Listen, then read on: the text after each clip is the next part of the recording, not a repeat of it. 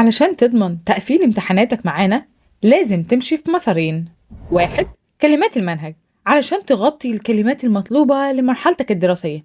اتنين، كلمات خارج المنهج ودي دورها تطور مستواك من النقطة اللي انت فيها لحد المستوى اللي يناسبك تقفل امتحانك. لو مستواك متفوق ومناسب لمرحلتك الدراسية ممكن تكتفي فقط بكلمات منهج.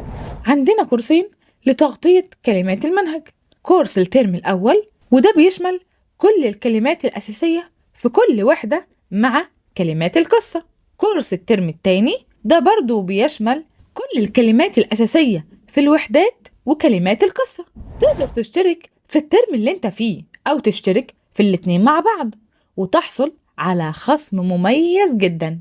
وكمان نقدر نخلص الترم بالكامل في أقل من أسبوع بفضل طريقة الربط مع وجود ملفات PDF بتساعدك في المراجعة السريعة. أما كلمات خارج المنهج ده الجزء الأهم اللي هيطور مستواك خطوة بخطوة، مقسم ل6 كورسات تناسب مستويات مختلفة. بنحدد: واحد، نقطة البداية ودي بنحددها على حسب مستواك الحالي، بتقول لنا مستواك واحنا بنحلله وبنحدد أنسب كورس تبدأ منه بحيث ما يكونش أقل أو أعلى من مستواك. اتنين، نقطة النهاية بتحدد حسب مرحلتك الدراسية.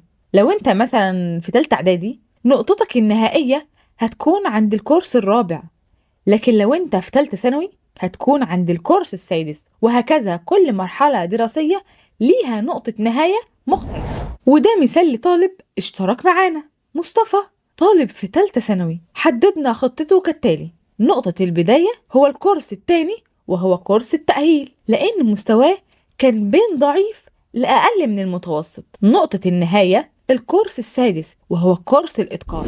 خطة مصطفى كانت كالآتي: هيبدأ من كورس التأهيل مع كلمات الترم الأول ولمدة 30 يوم خلص كورس التأهيل مع كلمات الترم الأول، وبعدها على طول هينقل للمستوى اللي بعده وهو كان كورس التحسين مع كلمات الترم الثاني، ولمدة 30 يوم قدر يخلص كورس التحسين وكلمات الترم الثاني، وبعدها على طول اتنقل مستواه لكورس التفوق ولمدة 30 يوم خلص كورس التفوق، وبعدها على طول نقل مستواه للكورس اللي بعده وكان كورس الدحيح وقدر يخلصه في 20 يوم، وبعد ما خلصه اتنقل على طول لكورس الاحتراف وهنا خده في 15 يوم بس، و15 يوم باقي الشهر خلص فيهم كورس الإتقان. وبكده مصطفى قدر مستواه يتنقل مستوى لمستوى لمستوى لحد ما أتقن اللغة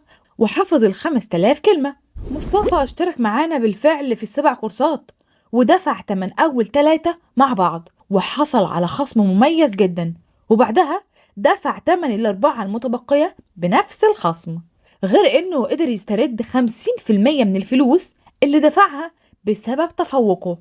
مفيش وقت، قولي مرحلتك الدراسية ايه ومستواك ايه واحنا هنبعتلك كل التفاصيل وخطوات الاشتراك. يلا ابدأ رحلتك في التقفيل زي مصطفى وشوف حلمك وهو بيتحقق قدامك وتفرح وتفرح أهلك.